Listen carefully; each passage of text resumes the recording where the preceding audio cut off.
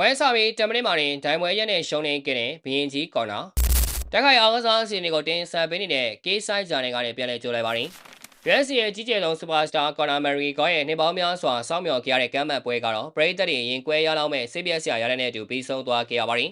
ဒီမိုဘိုင်းအရီနာမှာကျင်းပခဲ့တဲ့ UFC 329ရဲ့ကောင်တွဲဆိုင်ဖြစ်တဲ့ဝေသာဝေတန်းပွဲစစ်မှာမက်ကီကောဟာပြန်မဲ့မတ်တခေါ်လိုဝေးနဲ့စတင်ရှင်ပြိုင်အပြီးပထမအချိန်စက္ကန့်ပိုင်းအတွင်းမှာတင်သူရဲ့ညာဘက်ခြေထောက်မှာဒဏ်ရာပြင်းထန်ရရှိသွားခဲ့တာကြောင့်ပထမအချိန်မှာတင်ပွဲကိုအရှုံးပေးခဲ့ရပါတယ်ပွဲစားပြီး10မိနစ်နဲ့9စက္ကန့်မှာတင်ပွဲကိုရန်နာလိုက်ရတာကြောင့်မတ်ဟော်လိုဝေးကတော့စိတ်ကြည်နံမှုသိမ်းမရှိလာတဲ့ဒိုင်ပွဲရဲ့နဲ့အနိုင်ရရှိသွားခဲ့တာဖြစ်ပါတယ်ပွဲစားကျင်းပတဲ့မက်ဂရီကောဟာဟော်လိုဝေးစီဂျန်ကီတစ်ချက်သုံးပြီးအရှိန်ပြင်းပြင်းနဲ့ဝင်ရောက်တိုက်ခတ်ခဲ့တာပါညာဘက်ခြေထောက်ကိုမြေပြင်ပေါ်ပုံစံမှန်ပဲနင်းမိပြီးဒဏ်ရာရရှိသွားခဲ့တာဖြစ်ပါတယ်ဒဏ်ရာကြောင့်မက်ဂရီကောတယောက်ပလက်လဲကျသွားခဲ့ပြီးဟော်လိုဝေးရဲ့ ground and pound ထုံးလက်ချက်တချို့ကိုလည်းခံလိုက်ရပါတယ်Ari Fighter ကြီးမက်ဂရီကောမတ်တက်ပြန်ရဲနိုင်ဖို့ကြိုးစားခဲ့သေးပေမဲ့ညာဘက်ခြေထောက်ကိုလုံးဝအားမပြုနိုင်တော့ပဲ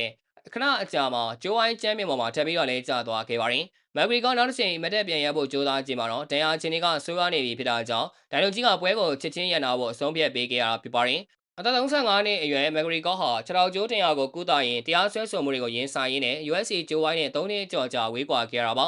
ကော်နာကြီးကတော့ခုလိုမျိုးပရိသတ်တွေအများကြီးစောင့်မျှော်ခဲ့ရတဲ့ပွဲကြီးမှာဒဏ်ရာဟောင်းလိုမျိုးထမှန်ကြုံတွေ့ပြီးစင်ကောင်းစရာပဲအဆုံးသတ်ခဲ့ရတာဖြစ်ပါတယ်ဗီဒီယိုလေးကဒီလောက်ပါပဲOne Championship USA လက်ဝဲနဲ့ MMA အကြောင်းအစုံတွေကိုတင်ဆက်ပေးသွားမှာဖြစ်လို့ K Side Channel လေးကို Like and Follow နဲ့ Subscribe လုပ်ပေးထားကြဖို့မေတ္တာရပ်ခံလိုက်ရပါတယ်ခင်ဗျာ